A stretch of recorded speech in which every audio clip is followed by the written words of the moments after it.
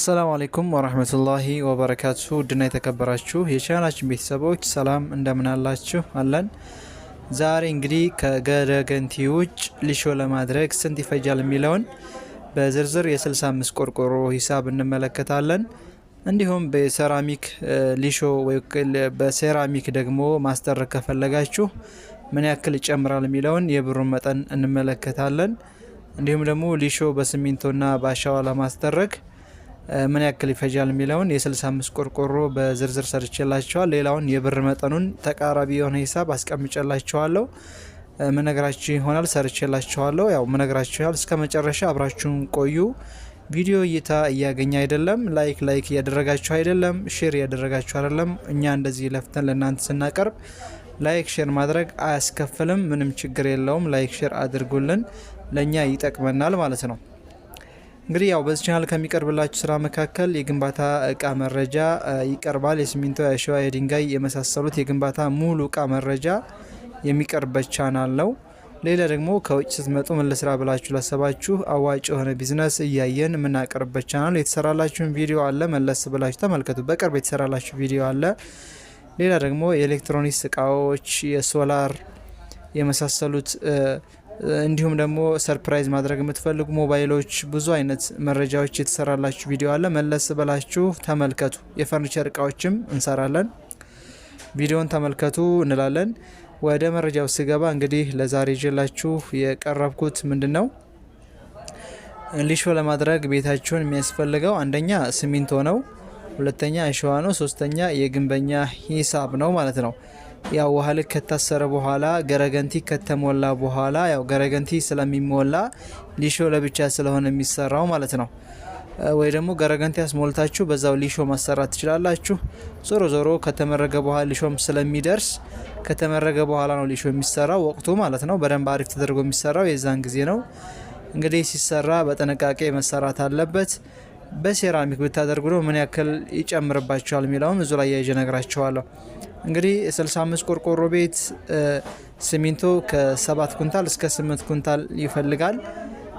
እንደየ አካባቢውና እንደየ ሁኔታው ይለያያል። አሸዋ አንድ ቢያጁ ያስፈልጋል።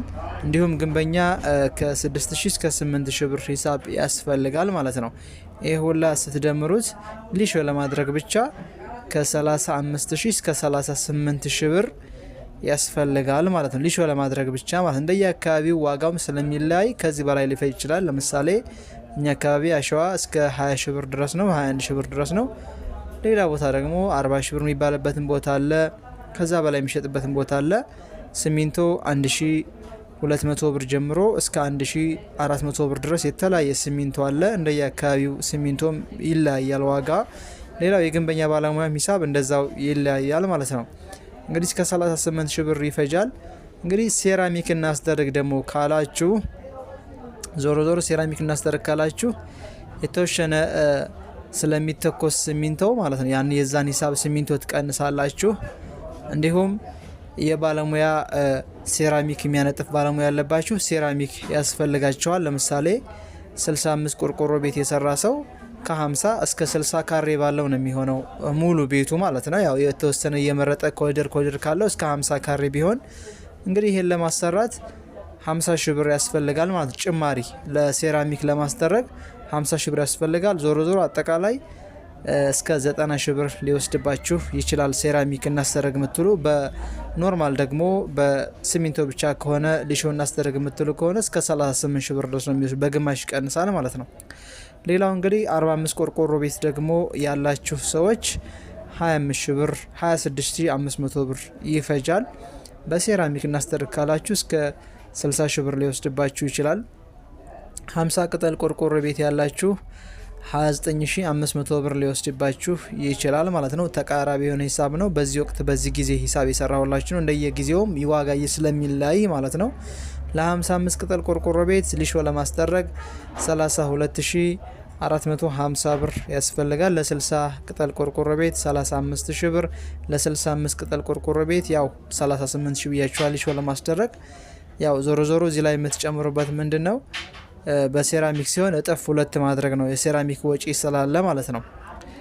ለ7 ቅጠል ቆርቆሮ ቤት 41300 ብር፣ ለ75 ቅጠል ቆርቆሮ ቤት 44250 ብር፣ ለ80 ቅጠል ቆርቆሮ ቤት 47200 ብር፣ ለ85 ቅጠል ቆርቆሮ ቤት 50 ሺህ ብር፣ ለ90 ቅጠል ቆርቆሮ ቤት 53 ሺህ ብር፣ ለ95 እስከ 59 ሺህ ብር፣ ለ100 ቅጠል ቆርቆሮ ቤት 63 ሺህ ብር፣ ለ110 እስከ 69 ሺህ ብር፣ ለ120 ቅጠል ቆርቆሮ ቤት 75600 ብር፣ ለ130 ቅጠል ቆርቆሮ ቤት 81900 ብር፣ ለ140 ቅጠል ቆርቆሮ ቤት 88200 ብር፣ ለ150 94500፣ ለ160 108000 ይፈጃል ማለት ነው። ሊሾ ለማስደረግ ሴራሚክ እናስደረግ የምትሉ እዚህ ላይ የአንዳንድ የምትቀንሱት ነገር ቢኖር ግድግዳ ያረፈበትና መሰራት የማትፈልጉበት ቦታ ካለ በግማሽ ሂሳብ ትጨምራላችሁ ማለት ነው።